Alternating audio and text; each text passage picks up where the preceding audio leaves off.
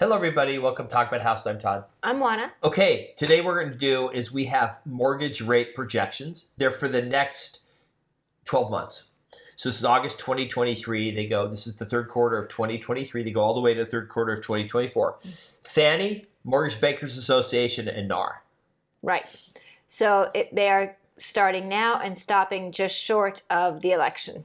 Yeah. So first of all, we're going to go to the sizzle here pretty quick. We're just going to throw it up on there and talk about it.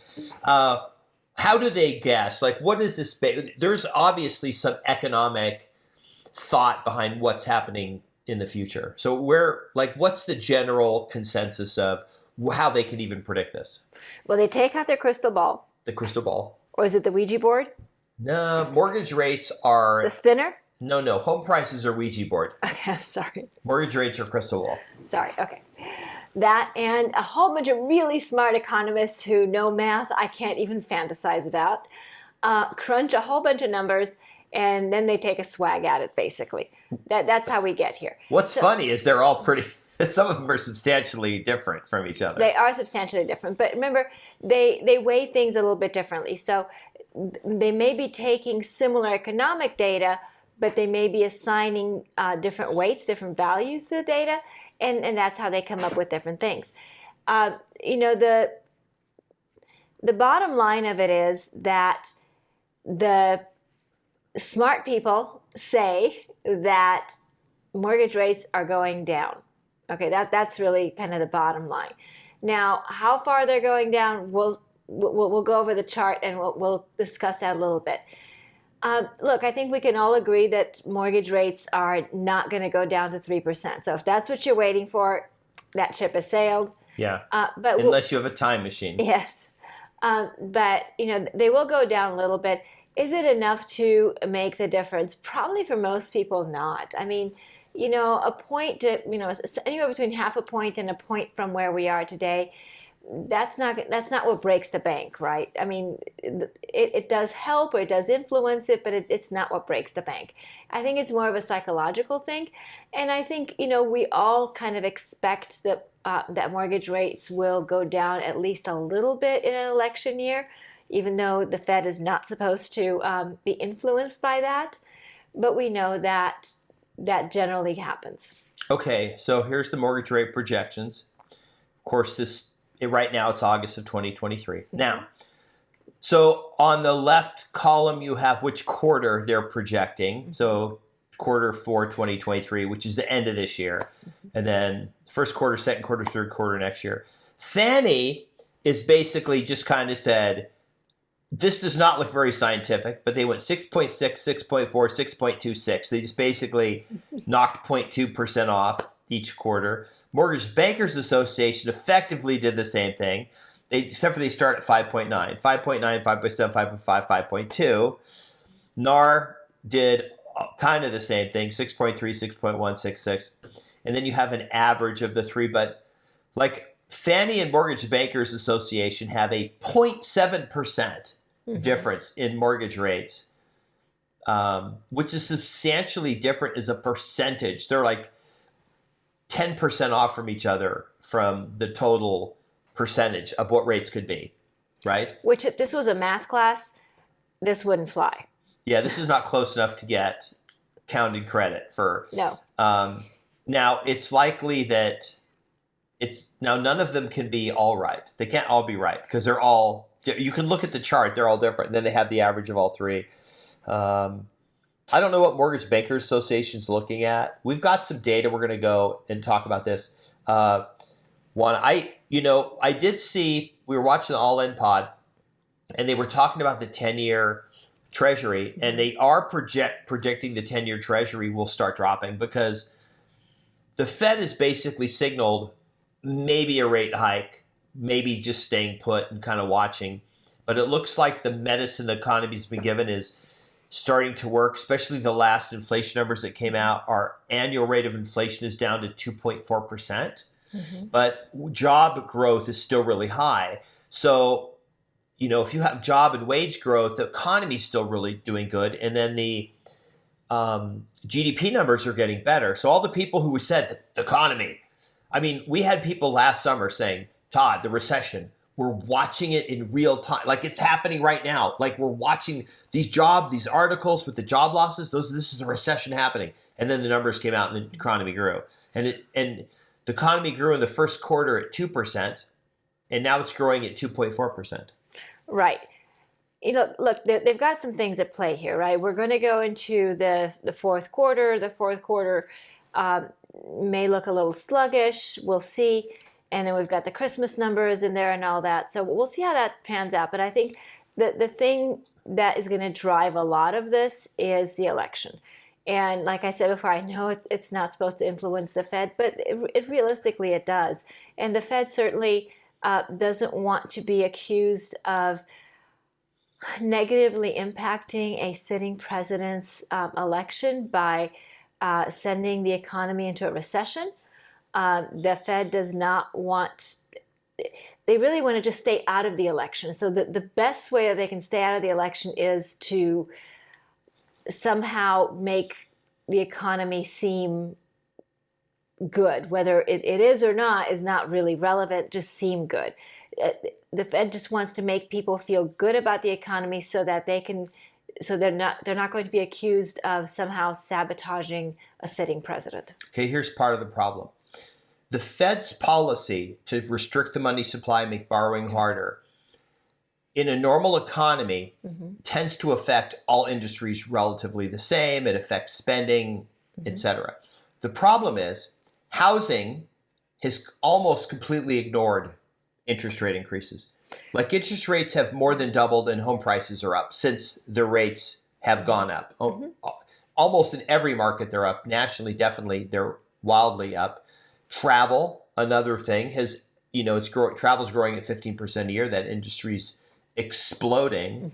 Air travel, business travel, they just said it's already exceeded 2019 levels. So air travel is exploding. We know that tourism and like Vegas here is just literally on fire, not just because it broke 100 today, but the Vegas economy is absolutely tearing. Like it's literally exploding. Right, but remember, Vegas is kind of a different animal, right? Right. Vegas has a lot of things going on. Vegas is Vegas, and so Vegas is is currently an economic boom, and probably promises to be so for the next maybe 3 to 5 years. Okay, so this is where this idea that the rates are going to drop. Okay, so this article from Reuters: bond strategists cling to forecasts for declining U.S. yields. It's a Reuters poll. They polled a bunch of bond strategists, and they basically looking at the 10-year, okay? 10-year Treasury, which is what is most closely related to mortgage rates. Okay, here's the first quote for the article. The market is currently pricing 6 rate cuts next year. Yeah, I think that's being really optimistic. Okay, it says, I don't see that because I don't think inflation will go back down to 2%, preventing the Fed from cutting too aggressively. Says Ziwi Ren, portfolio manager at Penn Mutual Asset Management. Don't know if he has a dog in the fight, like if he's been benefiting. Obviously, the people that bought bonds today will benefit substantially because the bonds today are at a higher rate. So when interest rates drop, those bonds will be worth more money because people are buying bonds because of they're trying to lock in these rates, right? Right, and that makes a lot of sense. But I really don't see 6 rate cuts in 2024. I think that's, I just can't really imagine that. I mean, okay, in truth, I could have never imagined the 3% interest rates either. But still, I think that's just too much volatility in the marketplace. We got here so fast, and the idea that we're going to go back down, on the express train too, that just really doesn't sit well with me. And I don't think that the Fed really wants to do that. I think, they may face political pressure to do it, but I'm hoping that they prioritize the economy over political pressure. Yeah. Here's another quote. For inflation go down from 8 to 3 was fairly easy. I don't know how he determined it was just fairly easy. But going down to 2 from 3 will be very hard given the strong labor market. So the labor market affects inflation because when labor market is strong, it puts pressure on wages because people are having to pay more. And then because people have a strong labor means they're working, meaning they have more money, meaning they're spending more money. So you have more money in the system still flying around. So again, you have money chasing fewer goods, which is kind of what the whole point of inflation is. Yeah, but you also have the economy still growing though. You do, yeah. But inflation and a growing economy don't always go together. Yeah, but sometimes, so I guess you could argue that is the GDP inflationary, or is it just because remember, it's the total value of goods and services. Right. So could you just argue that we're not really producing more goods and services, we're just producing higher priced goods and services? That in some industries that's true. In other industries we have automation, so we have less labor and either the same or more goods and services because of automation. So I think it's much more industry specific. All right. I don't know that I agree with these super low rates. We're actually going to do a video. We got to get some data. It's going to be very controversial, and it's going to take a negative viewpoint on what we think interest rates should do, because we're kind of in agreement that we don't think mortgage rates should go down. No, I don't think they should. We don't think they should. And we'll talk about that. We're going to do a whole video on this. We're going to grab some data and explain why we think that. And you're probably saying, because we've been saying we think they're going to go down, because that's what I think they're going to do, but that doesn't mean we think that's what they should do. We don't think they should we don't think mortgage rates should go down. If anything, they should probably go up. Like I said, that's a whole nother video. Okay, I'm going to put the chart back up so they can see it. These are the numbers. 6.27 is the average for the end of the year. Remember, that's almost that's like 0.6%. I think right now we're at 6.9 something, right? 6.27%, then 6.07, 5.9, 5.73. So they're predicting sometime maybe in April or May of next year getting under 6%, which would be 1% less than now, which would be interesting timing if rates drop below 6%. Because we have very little inventory. And now we would have even more buyers chasing. Like if this actually happened, home prices would be substantially more than they are today. They are, but there may also be more transactions. So there might be. There may be more transactions because you may have more people saying, you know what, I'm just going to bite the bullet and put my house on the market and go find something to buy. Okay. So that's a possibility. We did not make this chart. I stole it off the internet. So it must be true. If you made it, then you can let me know you made it. But other than that, I don't think you did. Okay, so what do you guys think?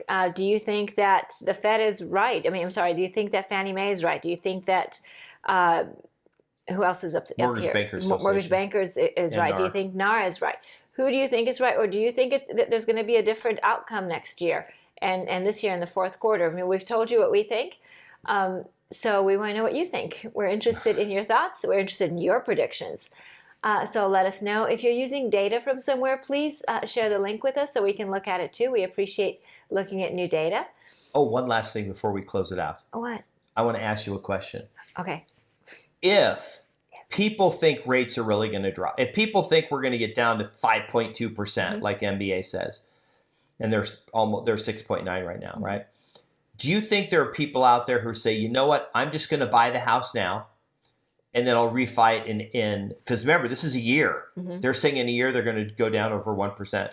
I'll just refi it in a year because I don't want to wait till rates go down and then compete with people to buy the house. Do you think there's people making those decisions right now? Absolutely. Unconcerned with their mortgage payments because they're like, this is short term. Right, and I've said that before. I've said that not only will people who have been sitting on the fence say, you know what, I'm going to buy the house now and refinance, a year from now or 16 months from now. Now, I've said that, and the other thing I've said is that we're looking at cash buyers who are going to do the same thing because they want to go ahead and have more choice as far as the homes that they buy, even though there's very little inventory, and they want to have less competition, even though, again, there's little inventory. So depending on the price point, maybe they think that they can get a house now with better choice and better inventory rather than have to fight it out with other people who that half a point or 3/4 of a point makes the difference for next year, and maybe save some money this year. We just, so anecdotally, again, just so you're aware of this, we have far more people coming to us wanting to buy houses than wanting to sell a house. Yeah. Which is weird because our business, predominantly the 3,000 plus transactions we've done, have been almost all exclusively listings, with a few buyers thrown in there, maybe 100. Right. And then for those of you that say, well, what about the stress sales? Well, I just had communication today with somebody who is going through a divorce, and they're not selling the house. One party is buying out the other party from the house, and the house is staying. So they don't want to extinguish the super low loan. Exactly. I met an airline pilot today. He's got a he refied back in two years ago. He's got a 1.9% 15-year. Nice. 1.9% 15-year. Okay, so the lowest mortgage rate I've seen out there is 0.67.